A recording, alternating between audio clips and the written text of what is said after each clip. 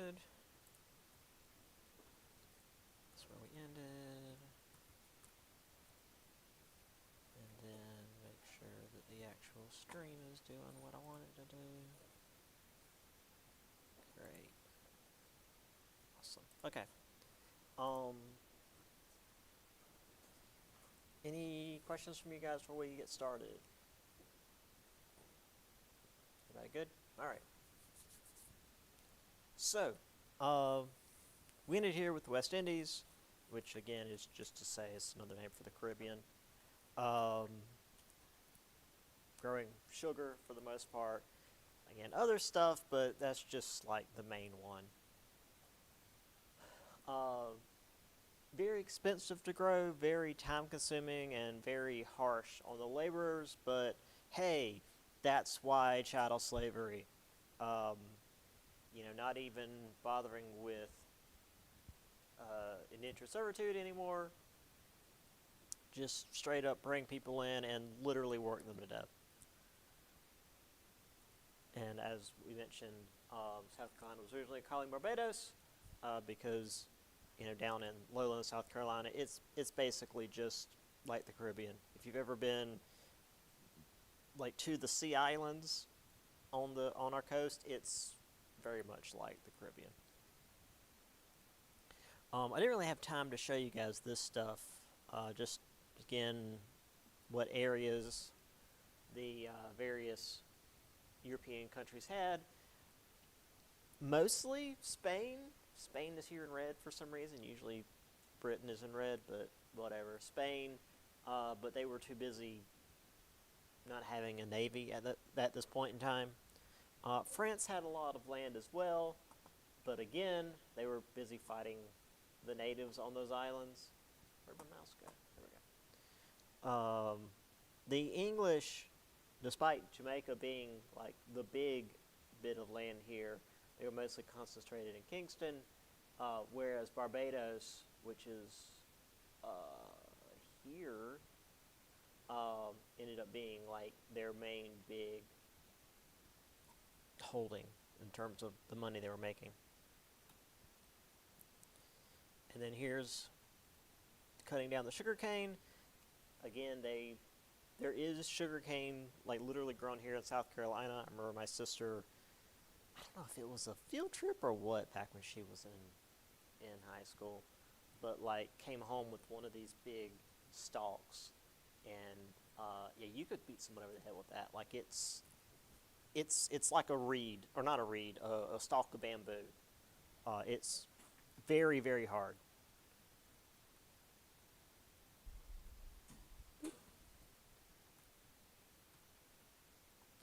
And here we have, so what they do is they grind it down with some form of grindstone. Usually we've got here like a windmill, or they'd also use like animal power and turn the mills, and they'd grind down the sugar cane, and then they would boil it into molasses, which, by the way, if that molasses splashes on you, it's going to burn you until it's done burning. Like if you jump into the water, it's just going to stick to you and keep burning. It's almost like napalm. The people who survived working on these islands tended to have horrible burns up and down their arms from working these. I was going to say machines, but not even really machines, just these big cauldrons. And then there's another one just where they're using both water power and the animal power. Also, I apparently misrepresented the order in which this went. You ground down the sugar cane, boiled it first, and then the molasses was made into either rum or refined sugar. That doesn't really matter for like your tests. Just they made sugar, they made molasses, and they made rum. But the ground down sugar cane was not sugar you would use. It had to be made into molasses first to get all the like extra crap out. because there was going to be a lot of like fiber and stuff in it, and you don't want that in your sugar. And then there's from England down to the Canary Islands, which was a whole separate thing. Then down to Barbados, and then eventually up to Charlestown, eventually Charleston, and then up to Jamestown. All right. So on to what we often start with when we talk about settling in America is the Pilgrims. So the Virginia Company, which again was the company that started with Jamestown, expanded on their money-making schemes, and in the 1610s started selling legal charters to anybody that could afford them. So rather than just like selling them to companies that were going to go to North America to try to make money, if you could afford a charter, they'd sell you a charter. And this charter meant that when you would go to presumably Virginia colony somewhere, you could land and set up your own little colony. They didn't care what you did with it. So a group of English pilgrims, who were also known as separatists, wanted to form a separate church and community from England and the Catholics and the just Europe in general. Again, Anglicans, that's the English church. So if I say England, I mean Anglicans, I mean the Church of England, just all in general. Also, by the way, pilgrim is it's a very old term. It's like a medieval, potentially older than that term. That just means someone who's going on a journey for religious purposes. If you've ever read Pilgrim's Progress, that's what that's about. They were all going on a journey to, I want to say Jerusalem, since, you know, that's where Jesus hung out, and that's the place to go. Excuse me. So these people were going on a journey to separate themselves religiously from Europe. So that's why they were called pilgrims. Like, the word pilgrim has nothing to do with people coming to America. It's just that this specific group of people were coming to America for religious reasons, so that's why they were called pilgrims. So they left from Plymouth, England in 1620 in the Mayflower, which is this dinky little ship. I've got some images of, or some depictions, I should say, of the Mayflower. There wasn't much to it. They had both English and Dutch pilgrims, and I remember, and now thinking back about it in high school, about how originally the pilgrims were going to settle in the Netherlands, because the Netherlands was like this big place of religious tolerance, but the English were real racist about the Dutch. Like, oh, we don't want our children becoming like the Dutch. It's like, okay, sure. Only the English can be racist about other white people. Even though for the most part, England and the Netherlands got along, but whatever. So instead, they decided to take this itty-bitty boat and sail across the Atlantic. However, there tends to be storms in the ocean. That's where a lot of storms tend to come from. So they got blown off course and landed at modern-day Cape Cod in Massachusetts in December. If you're not familiar with Massachusetts in December, it's cold. Unlike, here in December, where it might be, 40 one week or 40 one day and 75 the next day. There, it's just cold. I lived in Rhode Island for 2 years, and when it's wintertime, it's wintertime. Just it's cold. So they weren't going to be able to make their way back down the coast because, again, a sailing ship requires the weather to work with you. So they figured they were going to disembark and figure out what they could do where they were at. But Specifically, and pretty importantly here, the guy who was running the show, William Bradford, had the settlers sign the Mayflower Compact, which was considered the first written constitution in North America, because technically this group of pilgrims had landed outside of where they were supposed to settle. Again, this was before the Dutch had been kicked out of New York, or New Amsterdam for them at the time. But this group had, this group had landed north of that. So they were like technically closer to French territory than English territory. So like, well, we're going to make our own little constitution and our bylaws and stuff, so that assuming we don't just all die in the next couple of months, and when we get our resupplies from England, we could tell them we tried, and maybe, they'll let us stay here. I found an uninhabited village with cornfields, which we'll get into that in just a minute. They set up their new home there because, when you've already got a village just there, sure, squat. take the area. They named their new home Plymouth after the port city they came from, which seems weird for a group of separatists whose whole thing was separating from England and Europe and everything else, but sure, let's just name our new home after the place we left from. Whatever. They did spot some natives in the area, so they quickly built a fort around their little village. The natives, though, were not going to be a problem because they had been hit by smallpox 2 years earlier, and about 90% of the population was gone. So, yeah, that's why this group of Europeans found an abandoned village, because all the natives were dead, and you can't exactly run a village when you've got 9 out of 10 people are gone. So the remaining natives have retreated into the forest to survive on, I guess, hunting and gathering.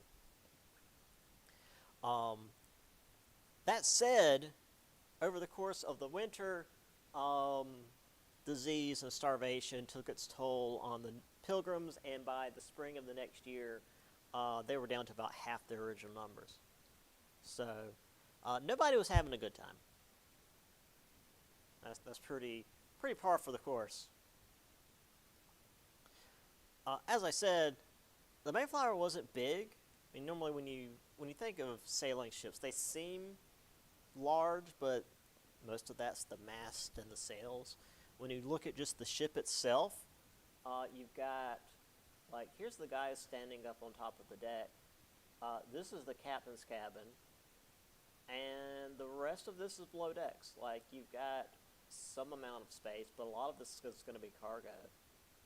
This doesn't actually sit very deep, so there's not a lot of space under here to actually store stuff, and you don't want to store stuff under the waterline anyway if you can help it. I mean, there's like a regular-ass rowboat right next to the ship, so just to show you that this ship is not very large. And to further show how should I put it? Well, helpless they were crossing the ocean. Yeah, the storms were bad. I mean, today, like modern military vessels, when the weather gets bad, you just hold on. Like, there's nothing to do. I mean, I think the only modern military vessels that are like, yeah, whatever storm will be fine, is like the aircraft carriers, because it's an acre of land made out of metal floating through the ocean. But even then, you don't want to get hit by something like a hurricane. That's not going to go well for the ship. But when it comes to like fishing ships and even cargo ships, yeah, this is still kind of the norm. You're just sitting there and it's like, oh, now the wall is the floor.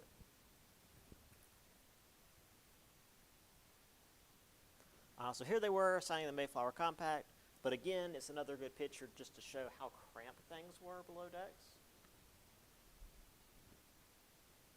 This was pretty much the norm throughout the ship. In fact, this was probably one of the more spacious areas in the ship. It was very cramped. Not to say there was a lot of people crammed in here, because there weren't a lot of people on board the Mayflower.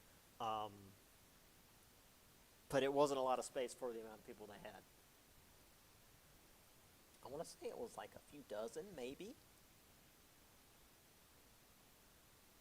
Anyway, there's the little fort they built.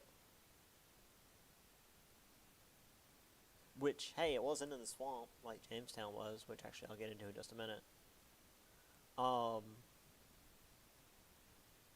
So the next spring, they were approached by two English-speaking natives, Samoset and Squanto, who had been imprisoned and enslaved by English, I guess, explorers at some point earlier in their lives, and then escaped, but they could still speak English, and were working with the Chief Massasoit of the Wampanoag tribe in the area, and decided that, hey, nobody's in good shape right now. Let's all try and get along. It was still pretty fragile, though, because Massasoit wanted to use the power that the Pilgrims had, which is to say their guns, against his tribal rivals, whereas the Pilgrims, being English, wanted to completely dominate the natives.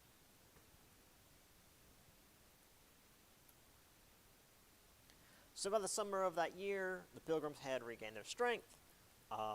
Fresh supplies showed up. Charter came in the next year that legitimized Plymouth Plantation, so they were no longer like wondering when they were going to get kicked out and have to find a new place to live.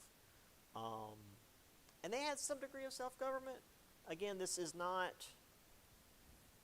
We'll see as we get closer to the actual, like, Revolutionary War, but there was no real push for independence until literally we were shooting at each other. And it was like, I don't think... I think we maybe need to do something about this. But there were always little inklings, and this was one of those, where Plymouth Plantation is kind of doing its own thing. They're not making tons of money. They're not, finding gold like the Spanish were. So the English Crown was fine with letting them do their own thing. Also, as I mentioned, things were better than in Jamestown when it comes to disease. It's colder up there, so there aren't as many mosquitoes, and since there's not as many mosquitoes, everybody's not just dying of being alive.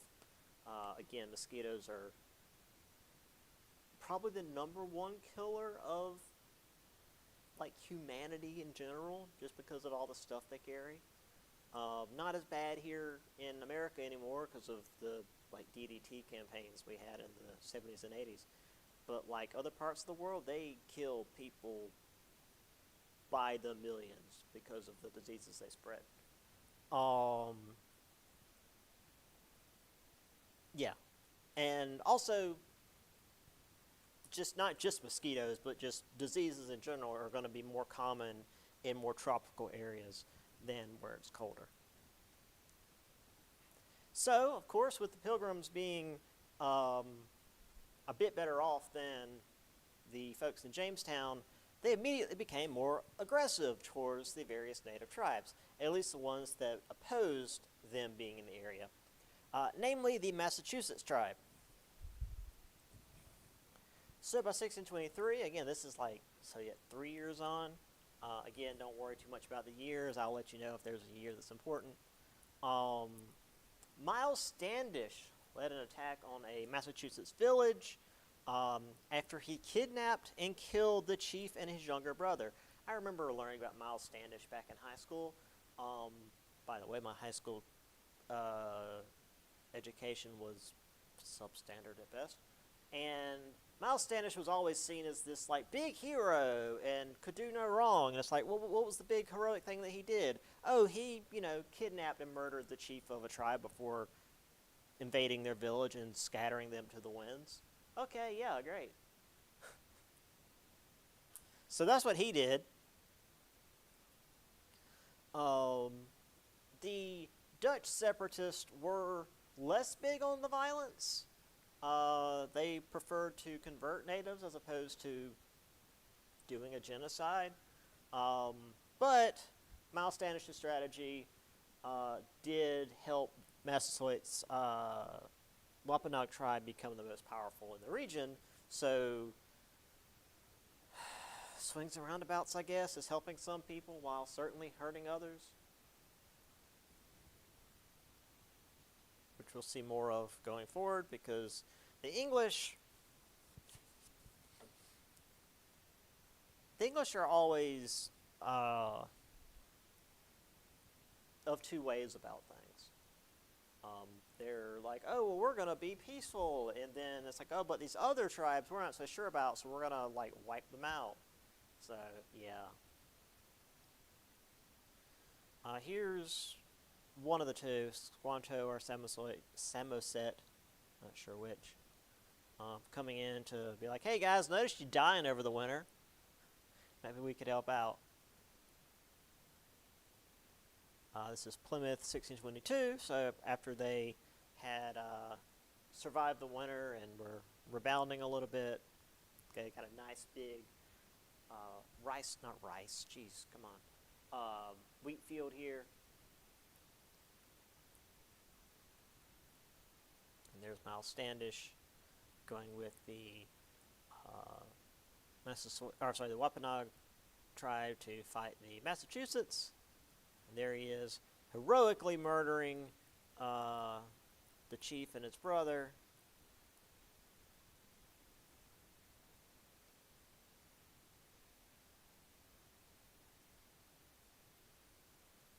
Now on to the other group in the Northeast, and that's the Puritans. And they are very much a different group of folks.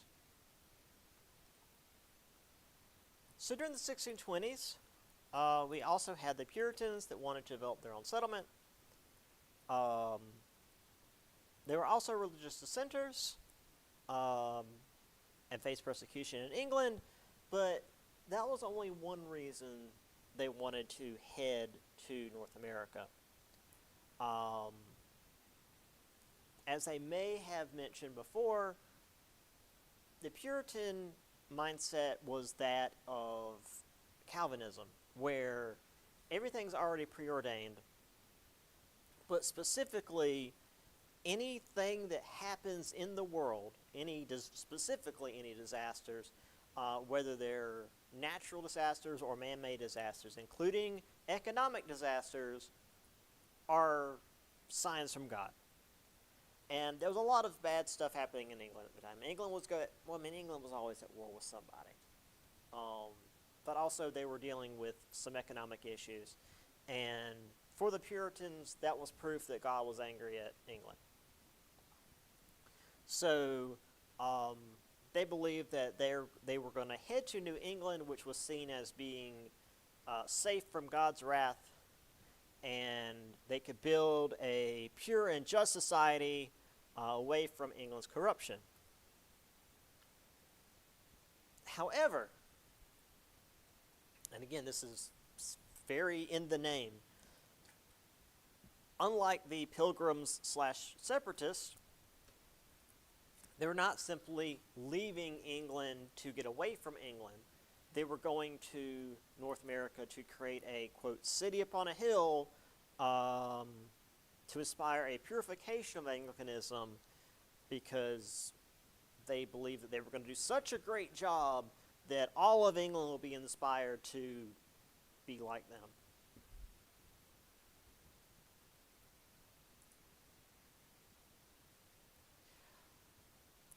I will say this for the Puritans. They were much better prepared for what they were doing than the Pilgrims were. They arrived north of Plymouth in 1630 with 17 ships, as opposed to, I mean, the Mayflower was like barely half a ship. They had entire families, ministers, merchants, craftsmen, and farmers. They also very specifically studied the coastline to decide where they were going to settle, which in the Pilgrims' defense, they weren't planning on accidentally getting knocked off course by a storm and just showing up, in modern-day Massachusetts.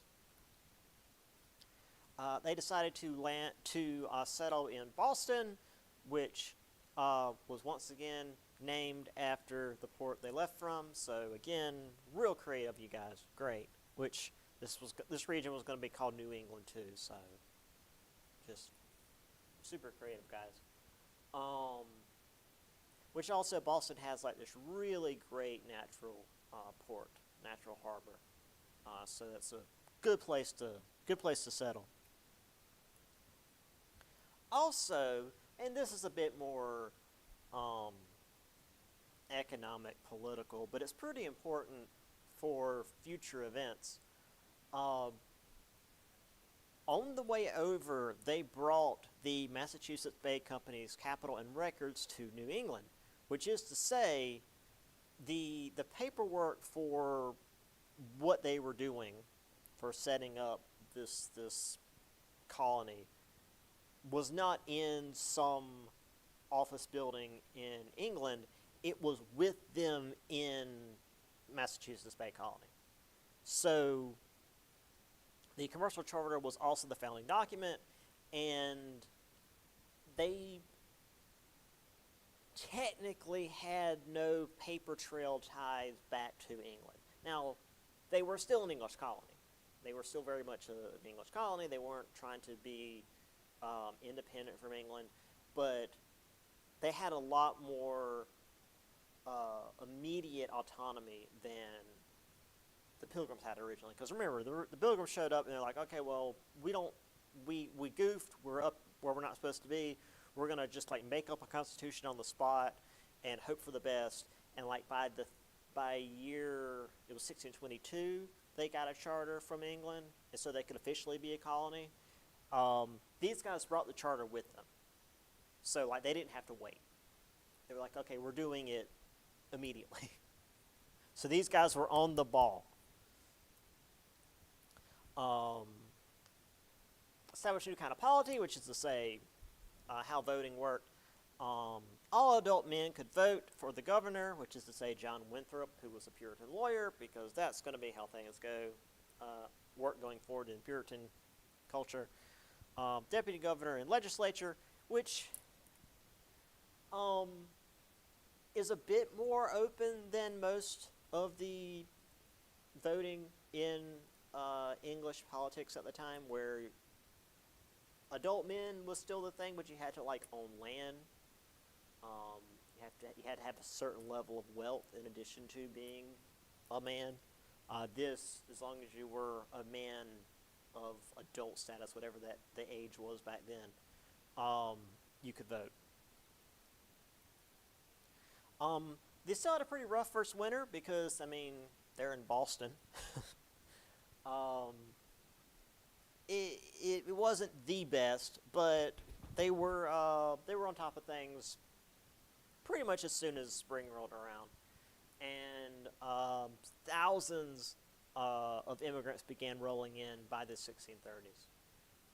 So, yeah, while Plymouth is often, or Plymouth Plantation is like, that's the first big one, sort of, Boston is definitely the big one,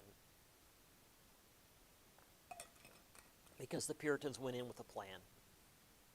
Granted, I don't know if the Puritans necessarily would have gone there had the Pilgrims not arrived and the English told them, yeah, that's fine, you can be in that area. And the Puritans were like, okay, well, we're going to just go north of that. So we've got our Puritans with their little hats, and this definitely proportionally drawn child. Look at this tiny man.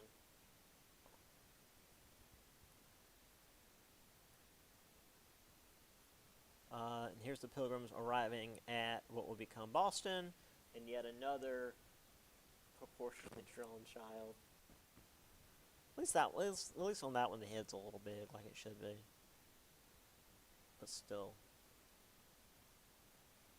Okay, so here is, well, these are using the lines. These are using modern lines. We'll look at some maps here in a little bit.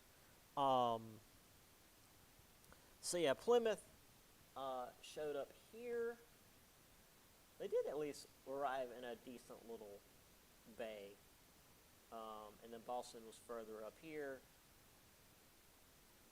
So this was, and then it grew so fast they had to start planting more little towns just all over the place. Salem ended up being a really large town. I know Salem today is remembered for the whole witchcraft thing, which we'll get to, but the reason why it was such a big deal is it was also a relatively large city compared to all these other little townships that cropped up. Yeah.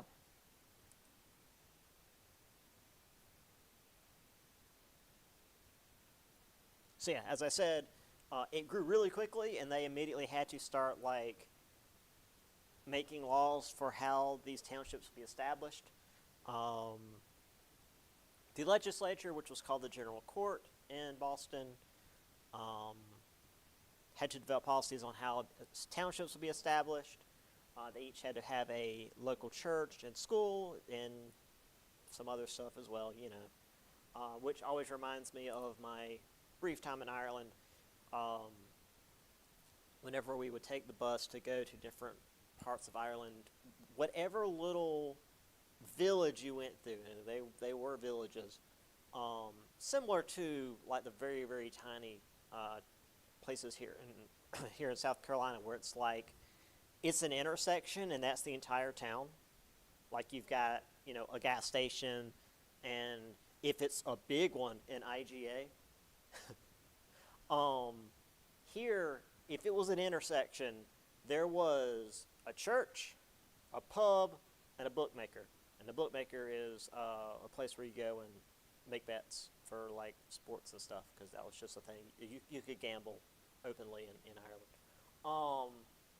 Like when I was there was when I think when John Paul III, the Pope, died, and they were literally gambling on who will be picked as the next Pope. This was when Pope Francis became Pope at that time. So yeah, like that's just Ireland. Pub, church, bookmaker. As long as there's that, you've got a town. So similar stuff here, I guess. You got to have a school and a church. So for the Puritans, they didn't have a single cash crop. They didn't have sugar or tobacco. It was far too cold up there for that. But they just did They did still have pretty decent economic output. Codfish, which is to say lots and lots of fish right off the coast, because the water there was very cold. The Gulf Stream that is right off our coast that keeps the water warm there, it moves off the coast around, I'd say Virginia, Maryland-ish, and then it starts heading across the Atlantic. So once you start getting up past like New York and then into Massachusetts and stuff, that water is cold. So you could actually, there were huge shoals of fish off the coast there. Lumber, wheat, rye, oats, pork, cheese, stuff like that, that they would trade with England for cloth and iron pots, as well as other manufactured goods, and then also for rum and molasses in the West Indies. This created a sort of triangular trade between the colonies, England, and the West Indies, which we'll see more of a little bit later, where the colonies would create these, for the most part, like raw resources, and then send them to England to get made into finished goods, and then we would buy the finished goods from England, typically by trading them the raw resources to make the stuff. and also the Caribbean will be involved with their own raw resources.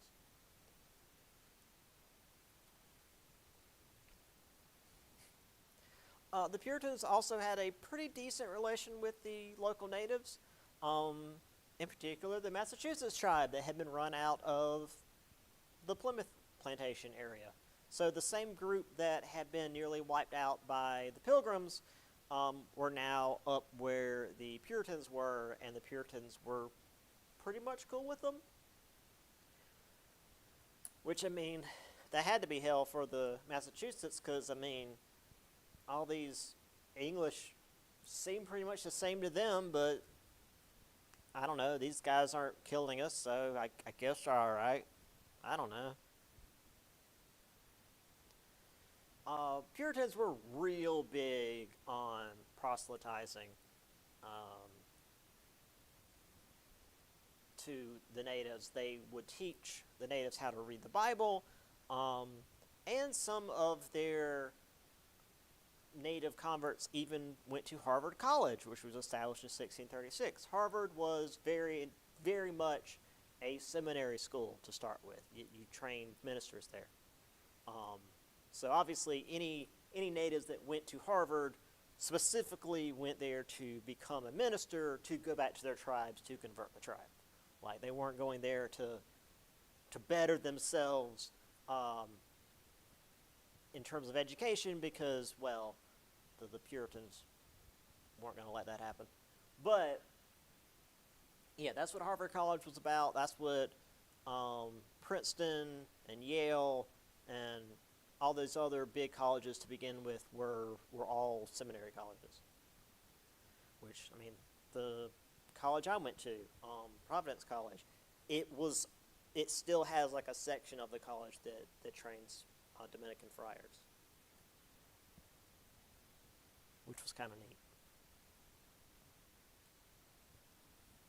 John Eliot created these praying towns. Christian natives could live alongside the English to help wean them off of their traditional customs and beliefs, which is to say, this same thing we talked about with the Pueblo, where they were like, okay, we'll accept your beliefs and just like add it to what we've had for hundreds, if not thousands of years. And the English were like, no, you can't do that. But also to protect them from other settlers that would try to exploit them, because boy, there was a lot of that.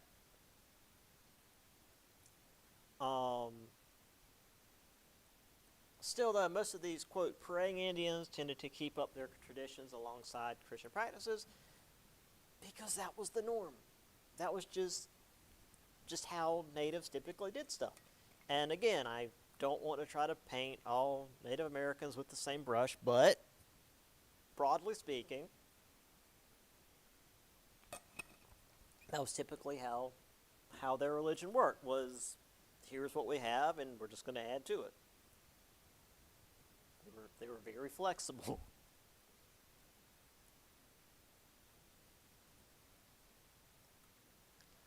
So here is, I don't know if this is specifically John Eliot, but this is the Puritans hanging out with the natives, smoking the peace pipe, etc.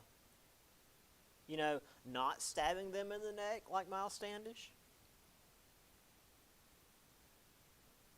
This was definitely John Eliot doing his Puritan thing.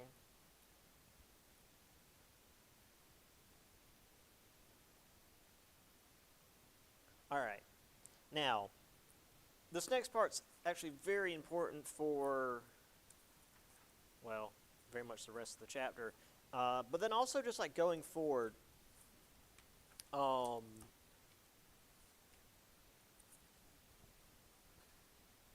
not just for this semester, but even into next semester, is the Puritan worldview.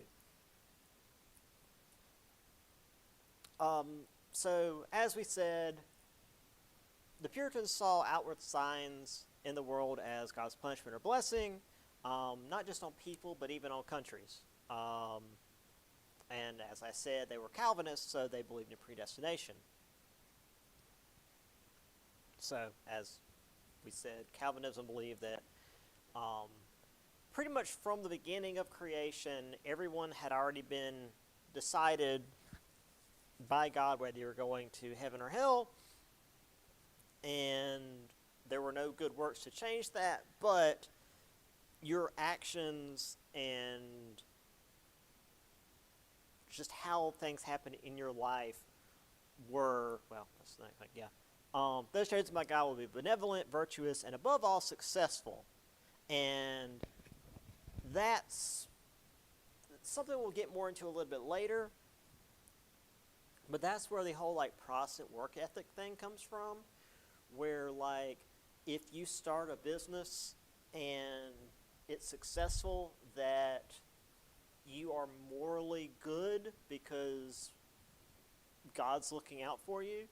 But if you're, like, poor and destitute and homeless and, you know, just completely economically distraught, well, it's clearly your fault.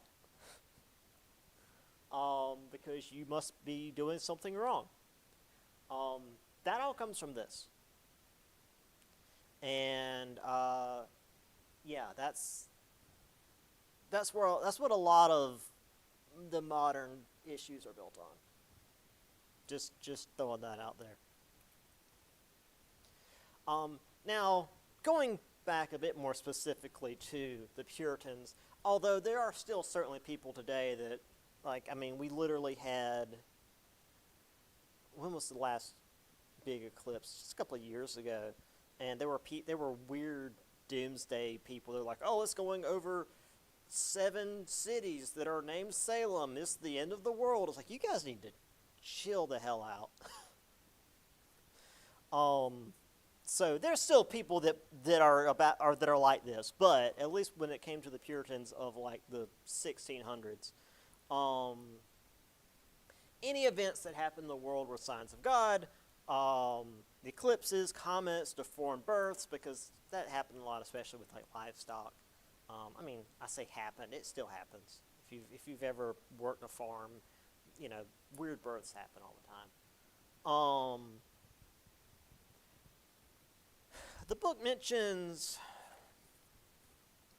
and I'm just going to read this one out. Let's see.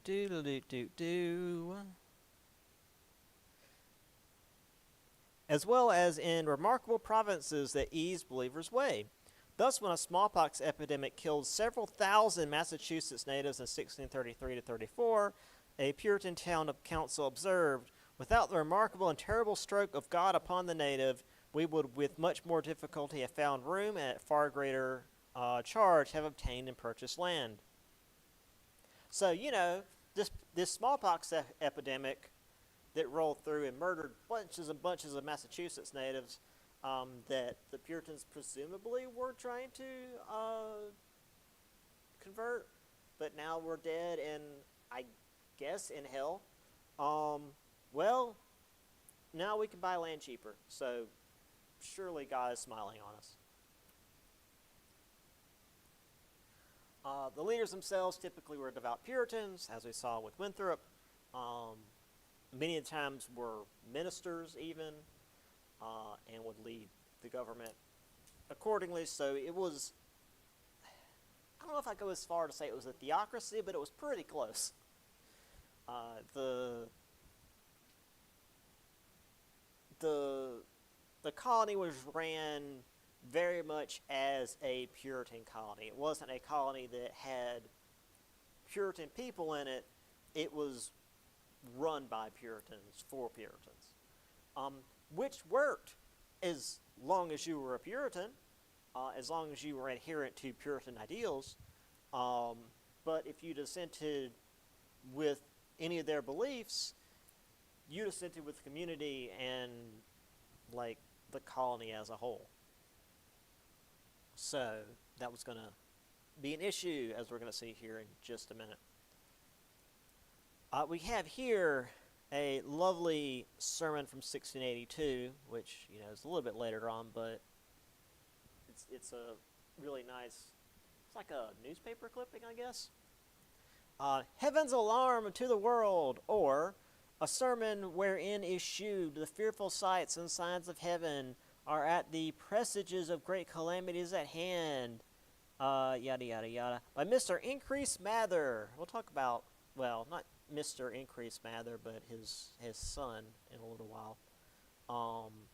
Yeah, these guys have some fantastic names. But yeah, this is literally like, oh no, there's stuff happening. It's the end of the world. 100% for real this time, guys. It's 1682. That's 100% like that's when the world's gonna end. Don't you worry about it. All right. So, speaking of people maybe not gelling so well with the Puritan authority,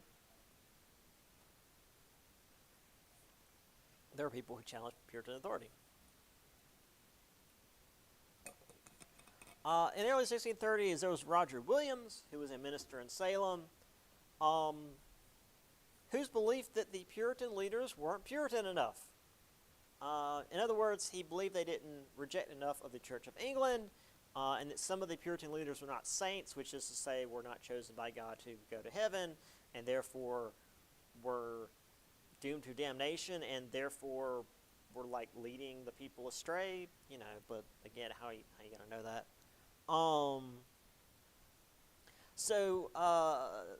This did not endear him to the leaders of Massachusetts Bay, and they kicked him out. So he said headed south with his followers and founded Providence and what would eventually become Rhode Island. Now, this is where things make a turn that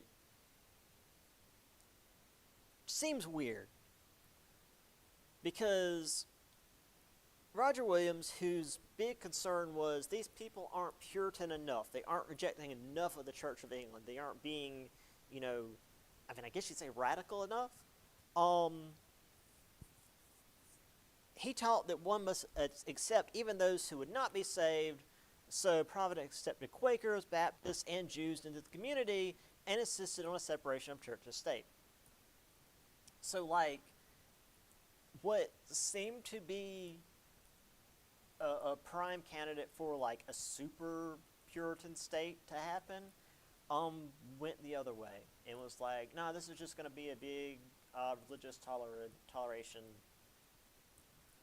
colony. We're gonna be chill to everybody, even if we personally aren't going to believe that they can go to heaven because Puritan ideals. We're going to be chill with them and they can do what they want. Okay. Because, if you weren't Puritan, you couldn't live in Massachusetts Bay. You just couldn't. They wouldn't let you. But with Roger Williams, he's like, I might not think you're going to heaven, but you can come and live here, and we're not going to, treat you any different. He also worked closely with the Narragansett natives, and they traded and peacefully transferred land. So rather than taking land from the natives, they purchased land from the natives, which was always a nicer way of doing things. The next year, Rhode Island got some more citizens in Anne Hutchinson and her followers, because she had been put on trial in 1637 for sedition. Now, sedition, if you're not aware, she was trying to overthrow the government, was because she challenged the colonial leaders and thus these devout Puritans. And again, if you challenge the Puritans, you're challenging the entire government of Massachusetts Bay. There's no distinction. Now, the reason that this was seen, the reason that it was claimed she was challenging the religious authority is that she said she had an immediate revelation from God, which is to say she believed God was speaking to her, which the Puritan leaders said was heretical, because in the Puritan church, and let's be fair, a lot of churches, only men could be called by God. And I mean, even today, a lot of churches are still like, "Oh, women can't be ministers because of this thing Paul said once." Um, yeah. So while she and Roger Williams were basically saying the same thing, well, actually Roger Williams was a bit more uh, aggressive about it. She was just saying, "Hey, I heard from God," and people were like, "Ah, you can't do that. You're a woman." Um, yeah, her threat was because she was a woman. Because you can't have that. Can't she wasn't just saying, "Hey, I'm thinking something different from you," but also I happen to not have a penis. Um, the accusation was rooted both in her challenge of gender hierarchy and her challenge to Puritan authority, which for said Puritan authority, it was the same thing. You can't rise above your place as a good Puritan follower, and you sure as heck can't rise above your place as a submissive and not speaking out of place woman.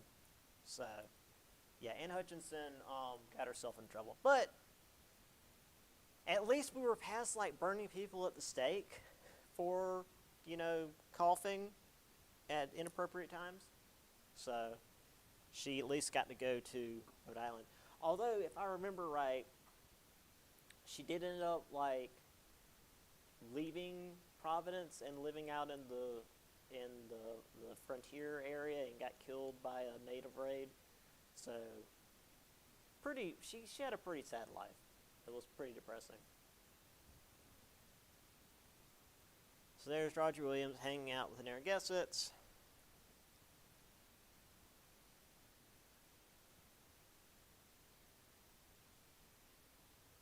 And there's Providence, I guess, really early on.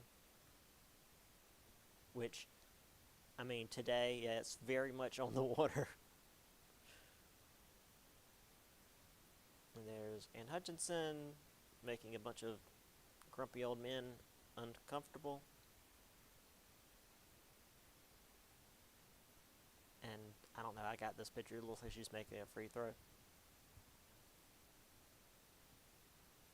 And here she is being led out of Massachusetts Bay, like under heavy guard, because, oh no, she might say a thing that makes people think, and we can't have that. So I'm going to march her out of Massachusetts Bay. So yeah,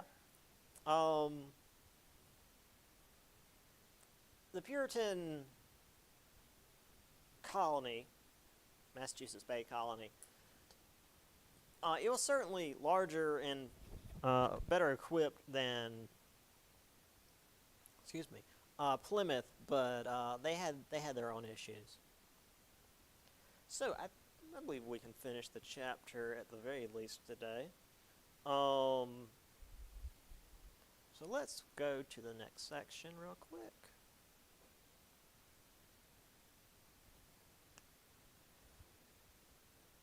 So, though this tribe in the region, the Pequot tribe, had been allied with the English for quite some time, the Puritans and Pilgrims were still concerned about how much power this group had. So 2 Englishmen were killed in 1636. The book doesn't specify if they were necessarily killed by the natives or if they just like went out in the woods and died, because that's just something you could do back then. You just walk out in the woods and die of dysentery or something. So the colonists justified this with a military expedition against the Pequot Nation, the ally with the Narragansetts, which, again, Roger Williams had been working with. They fought and defeated the tribe in the Pequot War by 1637, which was never just like about the Pequot. It also, any of these English versus native wars is always going to hurt the natives on both sides, because the natives are always going to be at the front lines. They're always going to be the ones doing the scouting and the raiding. So it hurt the Narragansetts almost as badly as it did the Pequot. which we'll see in just a minute. Meanwhile, over in England, though, there was a lot going on, and this is like with the Protestant Reformation before. This is almost an entire chapter in my European history book, so I've got to really do my best to keep this small. But middle, there was a civil war in England between Charles I and basically Parliament, which was led by Oliver Cromwell. Eventually, Parliament and Oliver Cromwell won. They beheaded Charles I, so Charles is gone. England's being run by Cromwell and Parliament. Cromwell is basically a military dictator. He was Lord Protector, I want to say. Also, they murdered a lot of Irish over it. They got rid of a lot of the rituals and ceremonies in the English church that had been part of the Catholic Church. So the Anglican Church and the Catholic Church were diverging. And there were also a lot of different, like, Protestant sects happening in England at the time. And do I say here that, yeah, Oliver Cromwell was a Puritan. So technically the Puritans were in charge in England during this period. And they were like shutting down theaters and gambling houses and like everything fun in England. So when Cromwell died and his son tried to take over, Parliament was like, yeah, we're not. No, they kicked him out and got Charles's son back. So Charles II came to the throne, and the Puritans were like, oh, I guess we have to go to North America if we're going to run our own show. So there was an influx of Puritans to North America at this time. And while this was happening, Connecticut, Massachusetts, Rhode Island, and then eventually Maine and New Hampshire, which was just called like New England Colony, continued to grow without any kind of input from England. Because when you're having a civil war, you're not really paying attention to this other stuff going on. Also, with this restoration, which is to say Charles II comes back to power, they took New Amsterdam from the Dutch, which is to further say, we've already said, they showed up, they're like, hey, we're going to take your stuff. And the Dutch were like, cool, we're leaving anyway, so there you go. Made it into New York, which essentially gave England almost all of the East Coast, not counting Florida, because Florida is Spanish.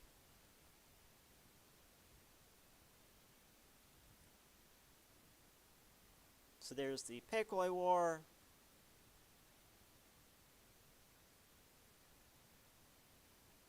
This is an image in the book of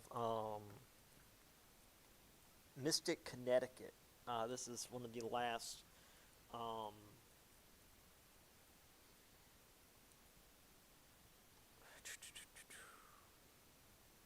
this is the last fort of the Pequot natives. So you've got them there in the middle, and they're just being surrounded by the Narragansetts and then the English as well. And they were just slowly closed in on and slaughtered, essentially.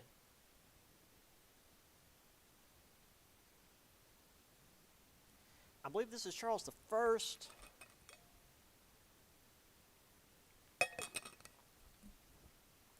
Because this is 100% Oliver Cromwell.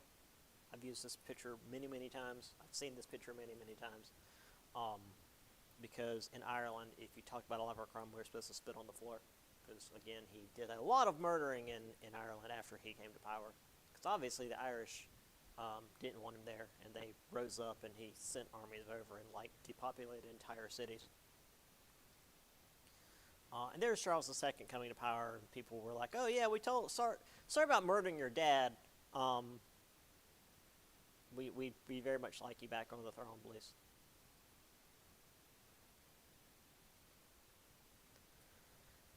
But that's not all. Um, After the Pequot War, there were still plenty of tribes that were not happy with the English being there. Um, this led to King Philip's War, which was the English name for the Wampanoag chief Metacom. I don't know why Metacom was apparently so difficult for the English that they called him King Philip, but whatever.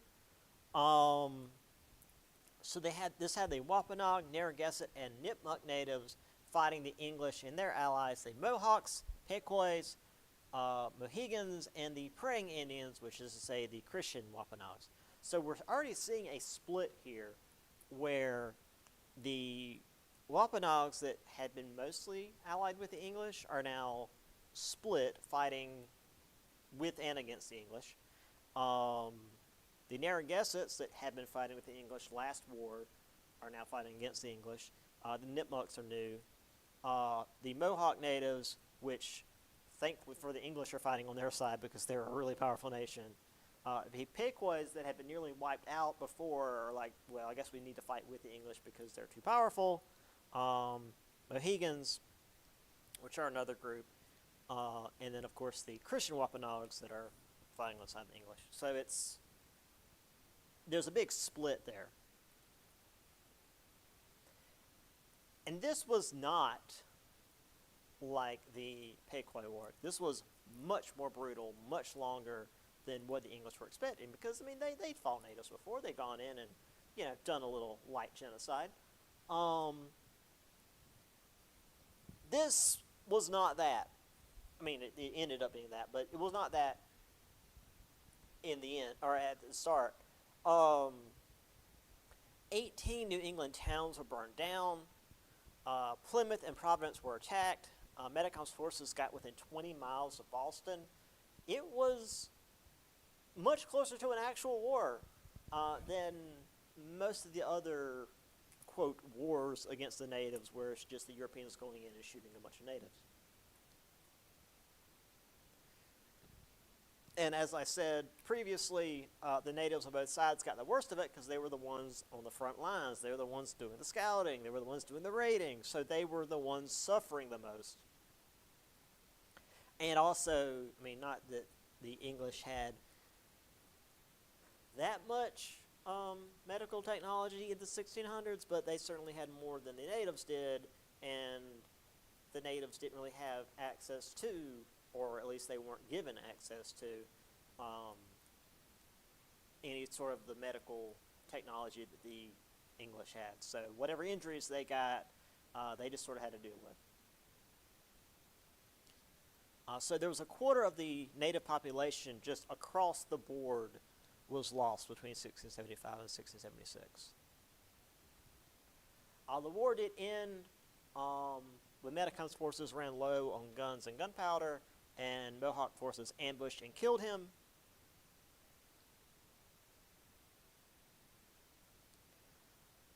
Many of the remaining natives fled north to Canada because that's where the French are, and hey, if you hate the English, the French are cool with you.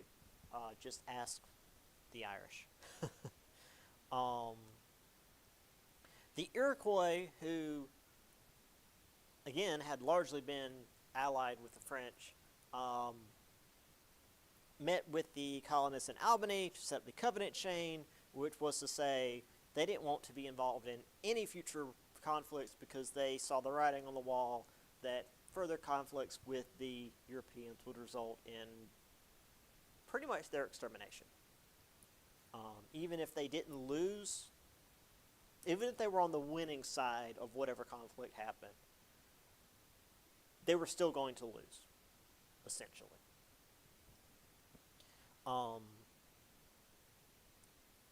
Yeah, so here's a homestead getting burned. Here's a town getting burned. A lot of stuff. I mean, it was all made of wood, so, what are you going to do? Set it on fire. Here's a map of, I like how the slide has Metacom's War, but then the actual map has King Philip's War, because again, it's like, why you gotta call it King Philip's War? That's really silly. Anyway, Uh,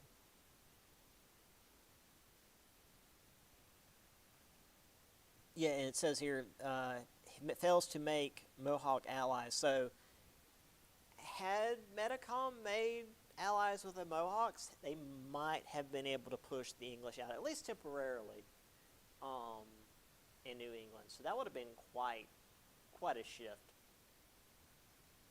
But I feel like the English would have just sent more troops, and it would have just been bloodier, and still would have had the same end result. This is all I could find for the Covenant chain, so, there you go. And yeah, that's it for this chapter. By the time John Smith died, the English colonies were still being established. But they realized that they could not do like the conquistadors in Spain and just like murder everybody and take their stuff, because there wasn't that much stuff to take. They had to focus on permanent settlements and long-term investment. But what they did have to take was land, and needless to say, the natives weren't real chill with that. The English were often as aggressive as the Spanish when they could be when it came to taking land. Although those in New England and New France tried to work out alliances when they could, because it was just easier to work with the people living there than against them. Still, though, cycles of conflict would continue. European-born diseases would wipe out entire tribes, and Europeans are always going to want to expand. They're always going to want to take more land. They're always going to take more resources.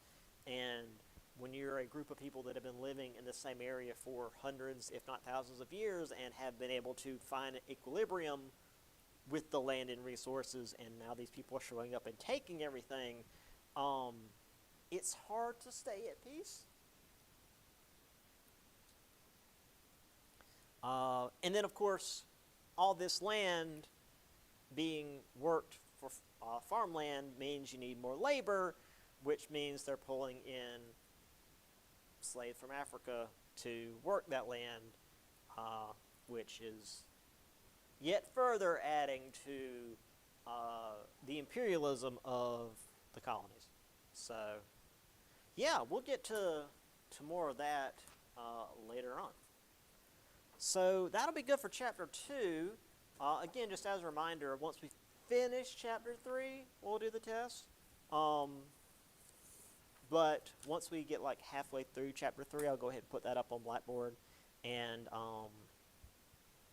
also the study guide, and we'll do a study guide day before the test. So just make sure you're all here for that, and you'll be ready. So no big deal.